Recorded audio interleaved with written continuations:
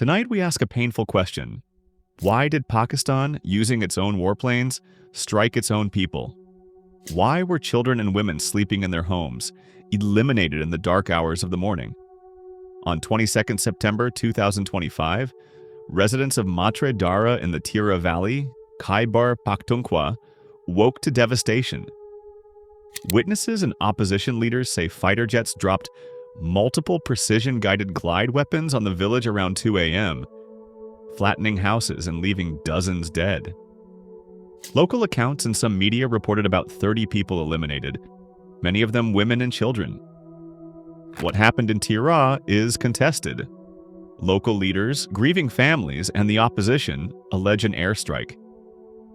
Security sources and government spokespeople offered a different story, saying a massive explosion in a militant weapon-making facility caused the carnage. International outlets, rights bodies, and local witnesses are still trying to reconcile these accounts. The Associated Press reports conflicting versions and notes the military had not publicly confirmed strikes.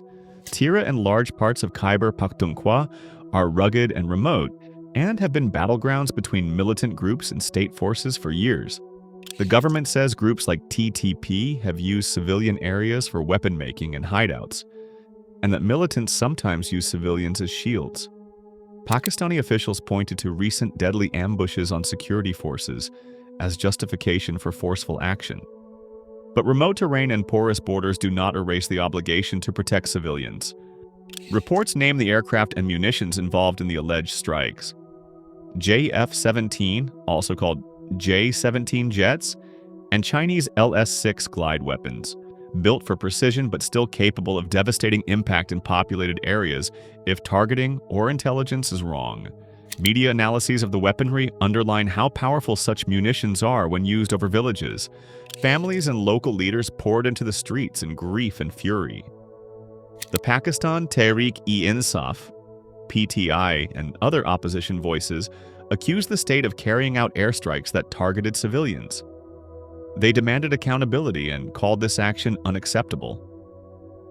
The Human Rights Commission of Pakistan and international groups urged independent investigations to determine what happened and who must answer for the deaths.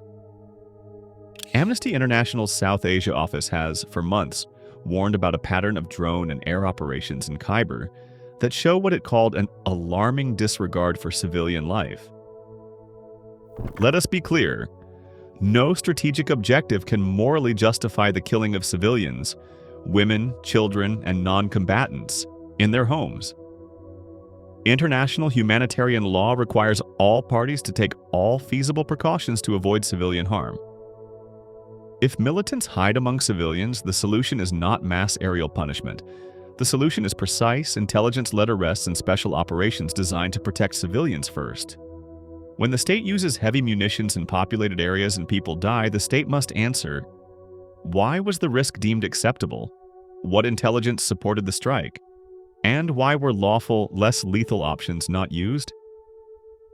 At the same time our brothers and sisters in Gaza are losing thousands of innocent lives, we must ask, where is our unity, our justice, when innocents die at the hands of any state?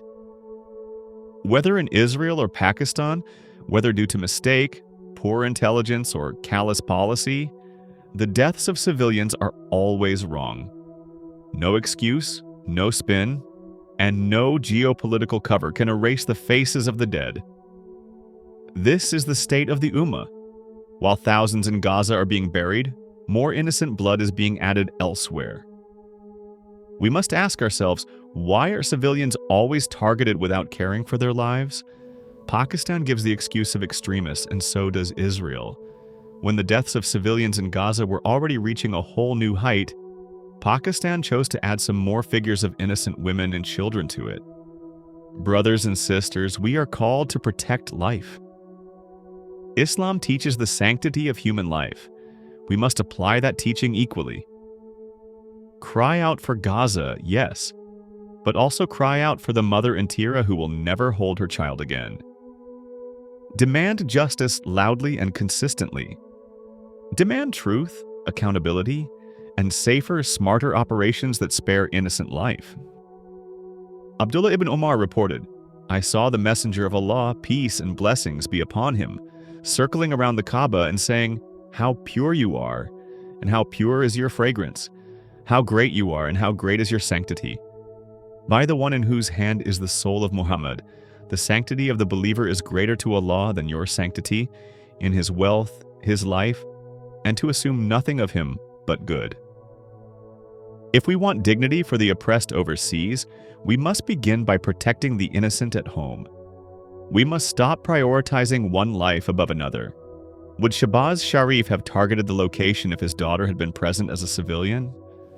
Of course not. But because he did not know the children and women who lived there and were also poor, he chose to end their lives.